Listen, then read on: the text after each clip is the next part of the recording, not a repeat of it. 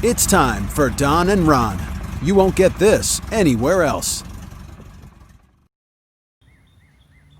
Howdy folks, welcome to another edition of Don and Ron, minus the Ron, as you can see.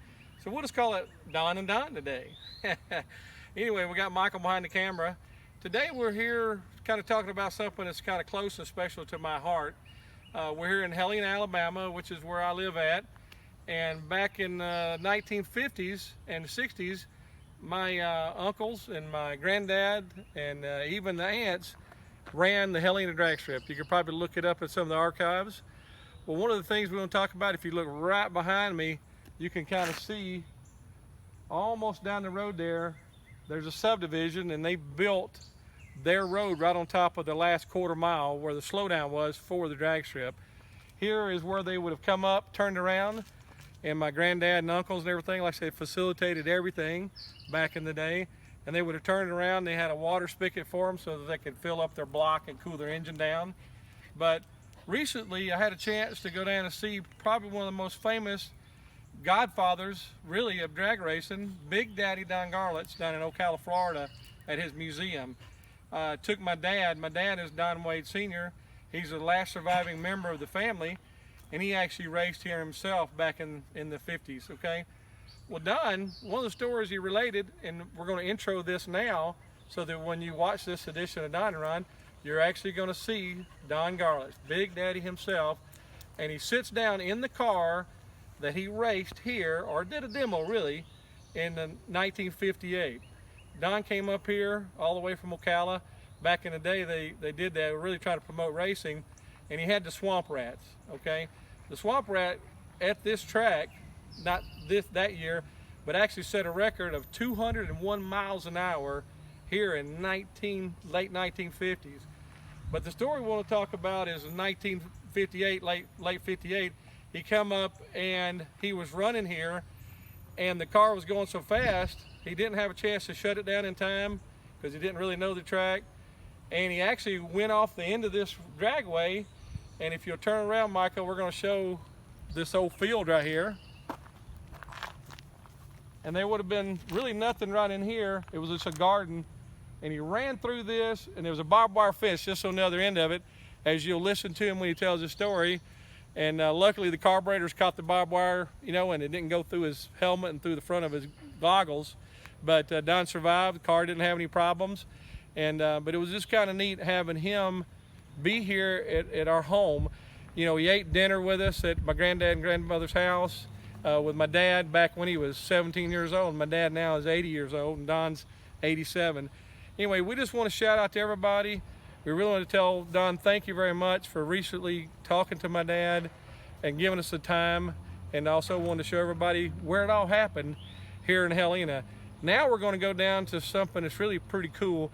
There's actually a piece of the drag strip still left, and it's right where the quarter mile ended, where the timing lights were. So we're going to cut the video off, and let's go down and see what's left of the drag strip. We got a special person for you today. This is our dad. This is Don Sr. So it's truly Don and Don. And with what we're talking about with Don Garlits, Big Daddy himself, it's Don, and Don.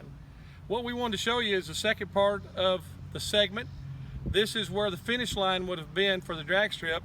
And right below us, we want to show you what's left of the old Helena Drag Strip. This little guy right here was the center stripe down through here. You can almost see the outline of it. And right behind me is where the finish line would have been. Right by where that tree line, bush line is right there. But again, very special. If you want to turn around, you can see Shannon Glen subdivision here in Helena, Alabama. Got a car even coming down through it right now. They don't know that what they're driving on was the letdown, slow down part, the stopping part of the drag strip. And they built their road for the subdivision right on top of the old drag strip. So all these people here in Shannon Glen probably don't know they're driving on top of a historic piece of asphalt. Because Big Daddy Don Garlits back, like I say, in the late 50s would have raced right here, would have put on a demonstration with one of his wonderful Swamp Rat vehicles. But today we really appreciate you taking your time. We want everybody to kind of go through the archives. There's a lot of video for the old Helena Drag Strip if you'll just look it up. You can also come to Helena and go to the Helena Museum. There's all kind of memorabilia for the Helena Drag Strip. But most importantly, go on to Big Daddy Don Garlits' website. Even go down to Ocala, Florida, see the museum that he's created. It's just really one of a kind, all kind of drag cars down there. But we really appreciate, again, Don Garlits have taken the time to be with me and my dad. It was really a special occasion, and my hat's off to you, Don. Thank you very much. God bless you. All right, guys, we're here down here with Don, Big Daddy Garlits at the museum in Ocala, Florida. And Don, tell us a little bit about this car, please, sir. It was built in 1956. It's all built off of stock parts. It was originally a 31 Chevy chassis, and they used the steering and the frame rails out of that, and then put a Ford front end under it, Oldsmobile rear in the back, narrowed, and it has a 57 Chrysler engine stock, except for an Iskandarian cam and racing oil. And then we put the 8 carburetors on it, and it runs on 98% nitromethane, makes about 750 horse. And this car on December the 8th, 1958, reached 180 miles an hour in the quarter. It was restored from all the original parts in 1979, and in 1980, I took it to Bristol, Tennessee, and told the guy I was going to make a burnout, which is what we did then. Pulled to the line and made a burnout all the way to the finish line. It went 182 miles an hour. So much for the naysayers that said it was impossible to reach 180 miles an hour with carburetors. They don't know, do they, Don? I got reprimanded for that from NHRA, because as you can see, the roll cage and everything is not really proper for those kind of speeds. But we didn't know that back then. We thought this was just fine. Well, tell us about when you drove at the Helena Drag Strip and this beautiful car went through the barbed wire fence, and why. Probably in mid-1958, I got a call from Helena, Alabama. That's a little town outside of Birmingham. They had built a drag strip there, and they wanted me to come up and make exhibition runs. I took this car up to Alabama, and I think I ran about 165 miles an hour. I shut off a little bit early, but it wasn't quite early enough because it was a brake problem.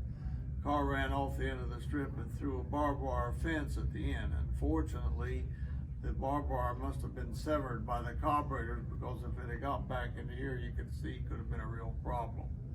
And I wasn't hurt, fortunately, but had a good time.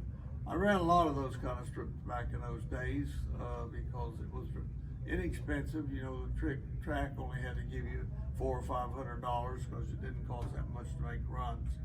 And we actually made money doing it that way. Today, you can't have a fuel dragster. It costs $25,000 to the team to make one run. So, you know, an average strip can't afford anything like that. Well, Don, thank you very much for being with us today, and we're going to post this. We have a museum for Helena, and this will be posted for them guys, for people to see from now on, and we thank you very much for coming to Helena, Alabama all those years ago. Well, we appreciate you coming to the museum and supporting us, people like you that keep us going. Amen, brother.